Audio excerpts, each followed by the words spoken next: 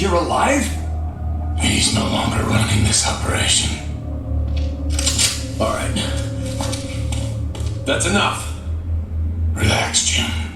I'm not here to kill Maroni. I'm here to thank him for giving me a new outlook. My God. Harvey. I have to tell you, Jimbo, your gun has come in handy. I know it was meant for Harvey, but possession is 9/10. If you're not Harvey, then who are you? Holiday? We found the guns in your basement. You found the guns in my basement. Of course. We know everything. We just want to take you to get help. I think Thomas Wayne was onto something. You can't beat him, Jimbo. Not your way. Join him first. Then beat him on their own terms. Heads, you die.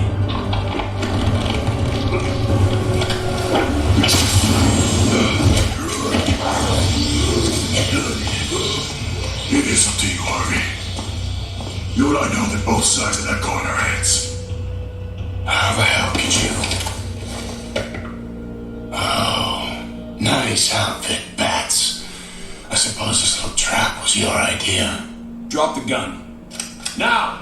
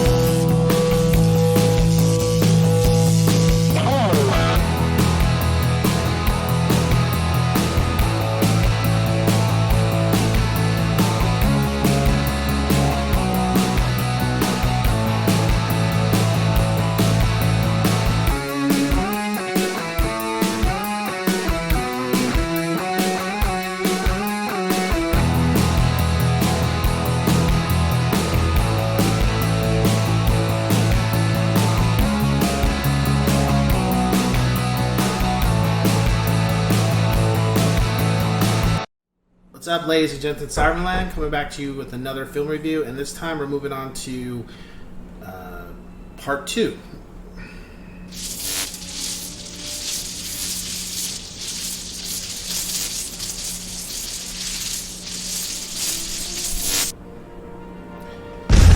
Long Halloween, part 2.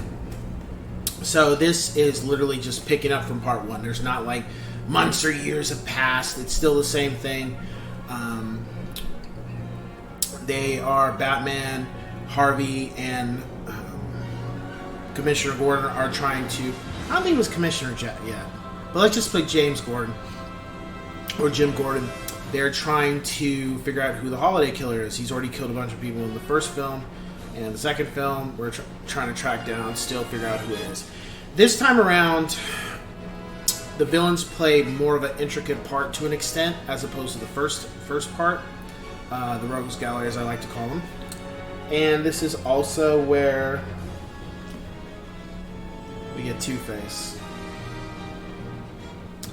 Action's pretty much about the same. I think it revved up just a little bit more. As far as the story, just the other half of the comic. I have no qualms with that. As far as the character development, I was very happy, very impressed. Well, it just the fact that they stuck to the comic. They didn't deviate. I love stuff when you just do the comic right. Just don't deviate too much from it. Really do the comic, because people are like, well, I don't want to see the same thing twice. I'm like, then don't watch it. Don't take something that's already been written and then, flip it on its head and mess it up. Just do what's already been written. Because there's a lot of people who haven't read The Long Halloween. And, I have, so I enjoyed it because it was done right. As far as the voice acting, again, they're just a film really cut into 2 parts. No problem with that. My favorite thing about this was just literally Two-Face. I loved the minute Harvey became Two-Face, and from that point to the rest of the film, that was my favorite part of the whole. Like for Halloween, Long Halloween Part 1, Batman was my favorite part of the film. But for Halloween 2, or Long Halloween Part 2, Two-Face was my favorite part. Just every time he came on to the scene, every time he came, you showed a scene of him, I felt he was stealing the show.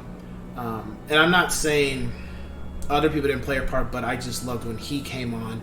It was just entertaining because I feel like outside of the Dark Knight, Two-Face really hasn't been given fully the amount of justice two people, really three people, I feel have not been given proper justice. Him being one of them. Timothy Drake, the third Robin, they haven't done him justice. And I would also say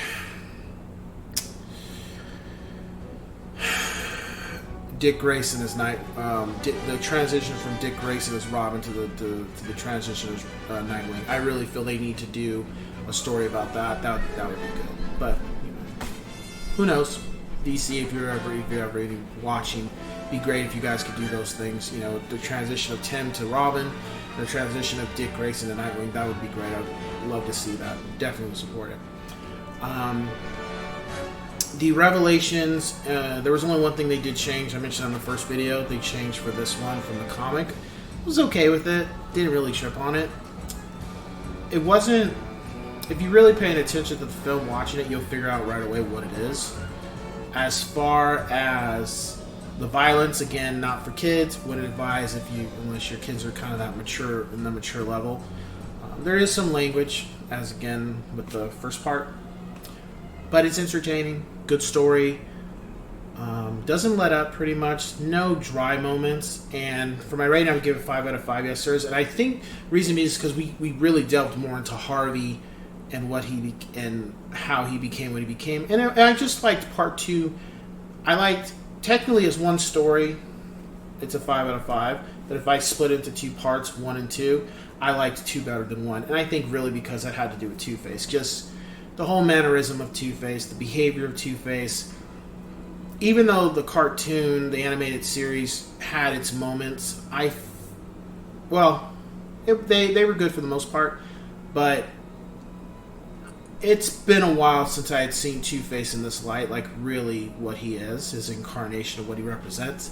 And it was great to see him on screen with that. I loved every minute of it. So, of course, if you've seen the first part and you liked it, you got to watch the second. And there's a lot of metaphors in it, for sure. I wouldn't say trying to tell you what you should and shouldn't do, but just metaphors of what things are not always what they seem, and it kind of leaves it. It's the ending of the film is bittersweet, I guess you could say, because what these three guys wanted to do and what they tried to do didn't turn out the way they wanted it to. And I guess you could say that's just Gotham. It's a dark cesspool, so it's kind of expected. So, with that being said, I will catch you guys on the next one. Take care.